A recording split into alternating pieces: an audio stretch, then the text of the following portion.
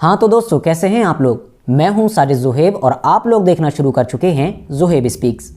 आज की वीडियो में हम बात करेंगे टर्की से जुड़े हुए एक बड़े मुद्दे के बारे में। दरअसल तुर्की ने एक ऐसा बड़ा फैसला लिया है कि जिसने पूरी इंटरनेशनल पॉलिटिक्स में हलचल मचा कर रख दी है, और ख़ास तौर से जो वेस्टर्न कंट्रीज़ हैं वो इस फैसले से हद से ज़्यादा परेशान हैं और डरी हुई हैं, क्योंकि फ्यूचर में ये जो फैसला है टर्की का, ये यूरोपियन कंट्रीज़ के लिए बहुत सारी बड़ी बड़ी मुसीबतें खड़ी कर सकता है। दरअसल हम सभी जानते हैं कि जब से रशिया और यूक्रेन की वॉर हुई है, तब से जो तेल मार्केट है दुनिया में, पूरी ही दुनिया में जो तेल मार्केट है उसमें हलचल मची हुई है। वो इसलिए क्योंकि वॉर होने के बाद जो वेस्टर्न कंट्रीज़ हैं और जो यूएसए है, उसने ज़्यादातर तेल अब रशिया को छोड़कर दूसरी कंट्रीज़ से ख़रीदना शुरू कर दिया, और उनमें भी कज़ाकिस्तान एक बड़ा नाम है कि जहाँ से यूरोपियन कंट्रीज़ की तरफ से तेल ख़रीदा जा रहा है। मगर परेशानी की बात यह है कि कज़ाकिस्तान से भी जो तेल निकलता है और जो इंटरनेशनल मार्केट में पहुंचता है दुनिया के अलग अलग देशों में, तो वो टर्की होकर ही निकलता है। मतलब बीच में टर्की को पार करना होता है, बाकायदा टर्की की परमिशन लेना होती है। वो कैसे, वो भी मैं आपको समझा देता हूँ, वो क्यों होता है, ये सब कुछ आप समझ सकेंगे। दरअसल मैं आपकी आसानी के लिए मोबाइल की स्क्रीन पर भी मैप दिखा दूंगा दुनिया का, ताकि आप आसानी से समझ सकें। दरअसल मैटर ये है कि टर्की के इस साइड वाला जो समुंदर है उसे कहते हैं ब्लैक सी। ब्लैक सी वही समुद्री एरिया है कि जो यूक्रेन, रशिया और इस जैसी कुछ यूरोपियन कंट्रीज़ और टर्की के साथ बॉर्डर शेयर करता है, मतलब उनके बीच में है। और टर्की के इस साइड वाला जो समुद्री एरिया उसको कहते हैं मेडिटेरियन सी। और मुझे उम्मीद है कि मेडिटेरियन सी तो आप सभी जानते ही होंगे। वो वाला समुंदर है कि जो अफ्रीका और यूरोप के बीच में पड़ता है। मतलब बीच में ऐसी लाइन सी है ना समुंदर की, और उस साइड में यूरोप है, इस साइड में अफ्रीका की सारी कंट्रीज़ हैं, मिस्र, लीबिया वगैरह। मगर इन दोनों के बीच में जो कनेक्टिविटी है, जहाँ से कनेक्ट होते हैं ये दोनों समुंदर, वो है दरअसल टर्की। और इसीलिए शायद टर्की को कहा जाता है लोकेशन का बादशाह।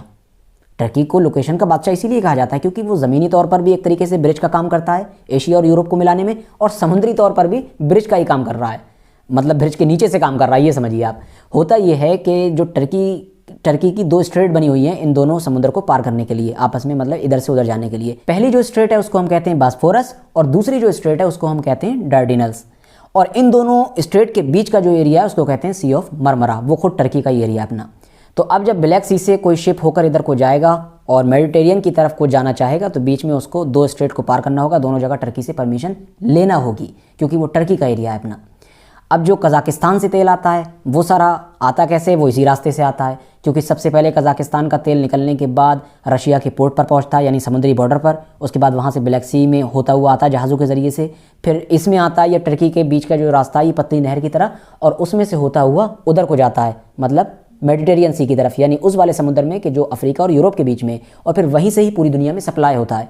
इवन हमारे देश भारत में भी जो तेल वहाँ से आता है रशिया और कज़ाकिस्तान के एरिए से, वो भी उसी से ही आता है। समुद्री एरिया से अगर आएगा तो उधरी से ही आएगा, वरना आप बताइए किधर से जाएगा, ये इकलौता रास्ता है। तो अब हुआ ये है कि टर्की ने अचानक से फैसला लेते हुए वहाँ पर रोक लगा दिए।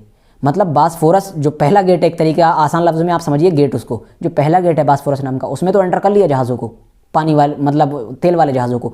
मगर जो दूसरा है उससे निकलने नहीं दे रहा है, वो बीच में घेर कर कह रहा है कि भाई अपने कागज़ दिखाओ और निकल जाओ। अब कागज़ किस चीज़ के मांग रहा है? वो कागज़ मांग रहा है दरअसल वो इंश्योरेंस के, क्योंकि इंश्योरेंस जो है ये तेल वाले ट्रांसपोर्ट के मैटर में बहुत ज़्यादा इंपॉर्टेंट होता है। वो इसलिए क्योंकि आमतौर पर ये देखा जाता है कि जब भी तेल वगैरह इस तरीके के जहाज़ वगैरह निकलते हैं तो हम सुनते रहते हैं खबरें कि कभी ब्लास्ट हो गया, कभी कुछ हो गया। तो जिस देश के करीब भी अगर कोई हादसा हो जाता है तेल के जहाज़ में या इस तरह की चीज़ों में, तो उस देश को बहुत ज़्यादा नुकसान होता है। कभी जानी नुकसान होता है, कभी माली नुकसान होता है, और नेचर को तो नुकसान होता ही होता है। मतलब वहाँ देश का जो इन्वायरमेंट होता है वो बहुत ज़्यादा ख़राब होता है इन चीज़ों से। तो इसीलिए अगर इंश्योरेंस होता है तो अब अगर कोई भी ऐसा हादसा होगा और नुकसान होगा कंट्री का, उस कंट्री का कि जहाँ पर यह हादसा हुआ है, तो वो क्लेम करेगा कंपनी को, जिस कंपनी का इंश्योरेंस है, और वो उसका हर्जाना देगी, उसका पूरा पाई का हिसाब देगी और उसका सारी भरपाई कर देगी।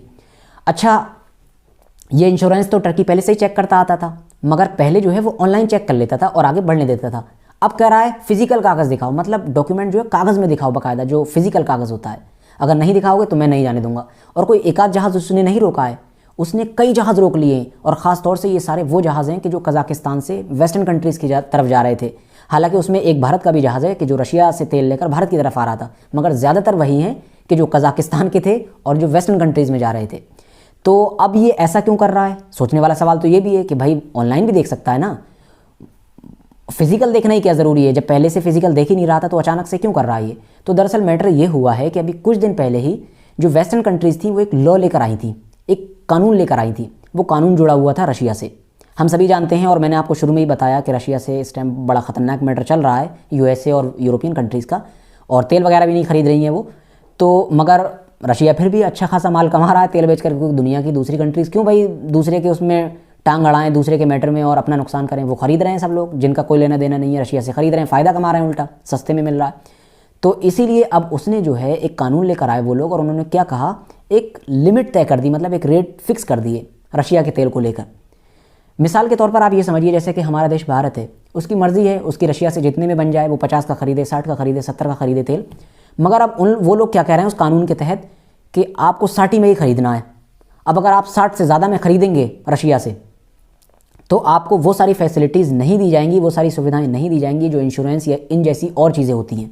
मतलब अच्छी अच्छी जो ट्रांसपोर्ट सिस्टम से जुड़ी हुई फैसिलिटीज़ होती हैं, जो ज़रूरी भी होती हैं, वो फैसिलिटीज़ आपको मुहैया नहीं कराई जाएंगी अगर आप इतने से ज़्यादा में खरीदेंगे। मतलब एक तरीके से वो ये चाहते हैं कि रशिया तेल बेचता रहे मगर वो ज़्यादा फ़ायदा ना कमा सके। तो अब जब उन्होंने ये कानून बनाया तो दूसरी तरफ टर्की ने सबको रोकना शुरू कर दिया। जाहिर है वो चेक तो करेगा ना भाई, दिखाओ अपना इंश्योरेंस कार्ड दिखाओ। हालांकि वो एक तरीके से देखा जाए तो उन्हीं लोगों के लॉ को फॉलो कर रहा है, क्योंकि वो भी भाई नेटो का पार्ट है, नेटो का मेंबर है। तो एक तरीके से देखा जाए तो वो उन्हीं लोगों के रूल को फॉलो कर रहा है और उनकी एक तरीके से कहा जाए तो जी हुजूरी कर रहा है, मगर दूसरी तरफ से उन्हीं के ही तीर मार रहा है वो। क्योंकि भाई बात तो तब होती जब आप रशिया से आने वाले सिर्फ जहाज़ों को रोकते और उनका सबका वो चेक करते कि भाई कहीं ऐसा तो नहीं ये हमारा कानून नहीं मान रहे हैं। और अगर कानून नहीं मानते होंगे तो इंश्योरेंस कोई कंपनी देगी नहीं, जैसा कि रूल बना दिया गया यूएसए की तरफ से। तो वो चेक करता और उनको नहीं जाने देता। मगर कर क्या रहा है वो, रशिया का तो गिने चुने उन्होंने रोके, ज़्यादातर सब कजाकिस्तान वाले रोके। और जबकि कजाकिस्तान वाले जहाज़ तो वो हैं जो खुद वेस्टर्न कंट्रीज़ की तरफ जाते हैं, जो खुद उन लोगों के होते हैं जिन लोगों ने ये कानून बनाया है। तो कहीं ना कहीं अब टर्की ने इससे एक तीर से दो निशाने मारे हैं। और ये चीज़ जो है अब रशियन जो यूरोपियन कंट्रीज़ हैं उनको बहुत ज़्यादा परेशान की हुई है, और वो बार बार कह रहे हैं कि भाई टर्की को ये फैसला वापस लेना होगा, उसे उन जहाज़ों को छोड़ना होगा, क्योंकि ये सब कुछ मुमकिन नहीं है। हम लोग उन्हें फ़िज़िकल कागज़ मुहैया नहीं करा सकते हैं, प्रोवाइड नहीं करा सकते हैं। और ये तुर्की ये कर भी गलत रहा है, क्योंकि तुर्की ने पहले जब कभी ऐसा करता ही नहीं था, वो ऑनलाइन चेक कर लेता था, ऑनलाइन जाने देता था। तो अब क्या पड़ी है उसे कि अचानक से वो फ़िज़िकल कागज़ मांग रहा है। फिलहाल दोस्तों देखते हैं आगे क्या होता है, आगे जो भी होगा मैं आपको ज़रूर अपडेट करूंगा।